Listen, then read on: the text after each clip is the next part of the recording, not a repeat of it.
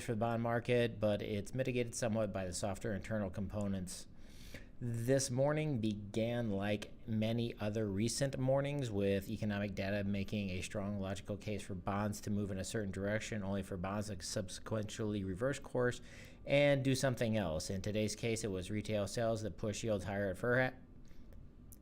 In today's case, it was retail sales that pushed yields higher at first. Perhaps it was also retail sales that allowed for a friendly correction as traders digested the report's internal components, which weren't as favorable as the headline. Either way, bonds were able to get all the way back to positive territory in the afternoon.